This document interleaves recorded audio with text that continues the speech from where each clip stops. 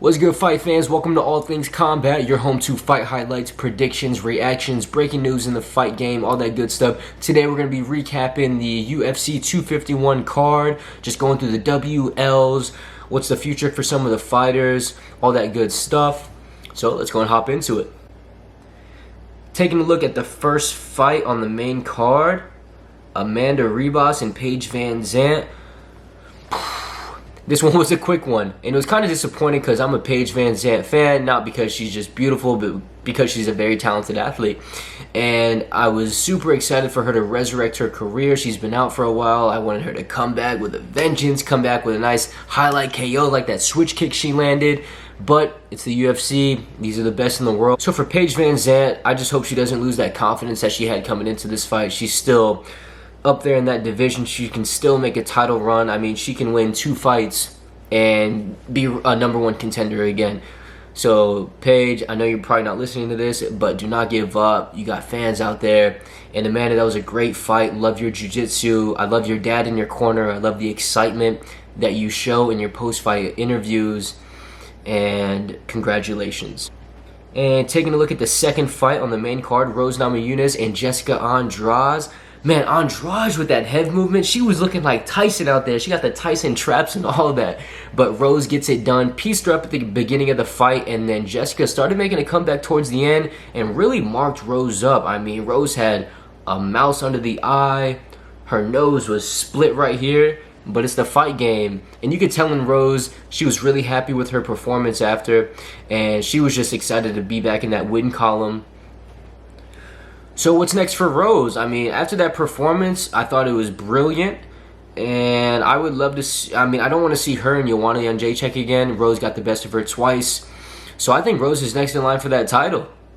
I would love to see her and the current champ go at it. That would be a banger. And taking a look at the next fight, Peter Yan versus Jose Aldo. I did have Aldo in this fight.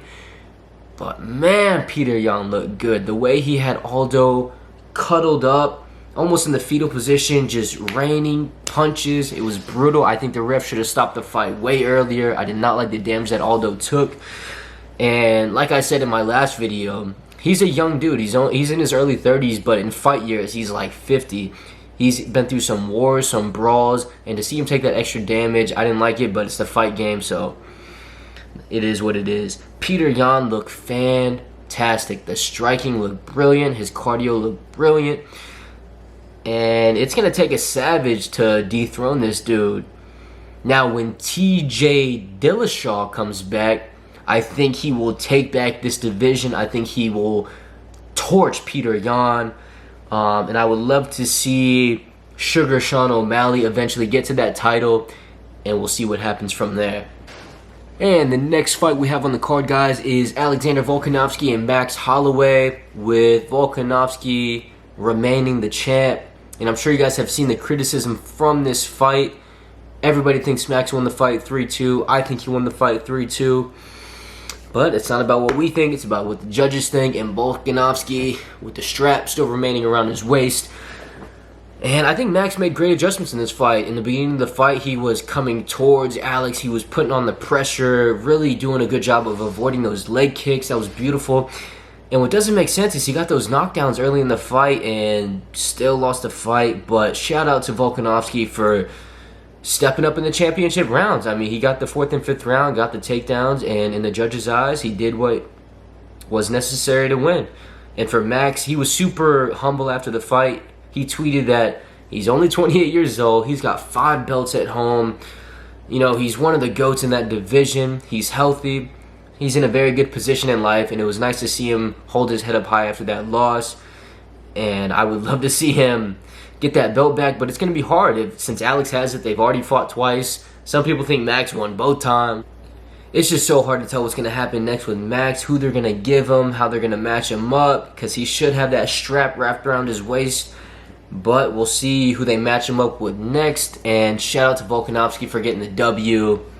Good shit, man. And last but not least, guys, taking a look at the main event of the night, Kamaru Usman versus Jorge Masvidal.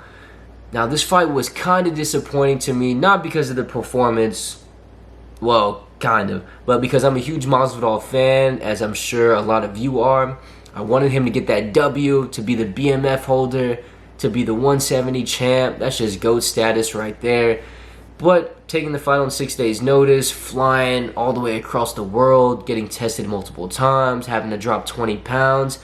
There's a lot of stress on him. And you could tell early in the fight, he wanted to take his head off. He was doing that blitz to the hook, like he landed on Darren Till. He threw a couple of those. And Kamar knew that was coming. You could tell he was expecting that.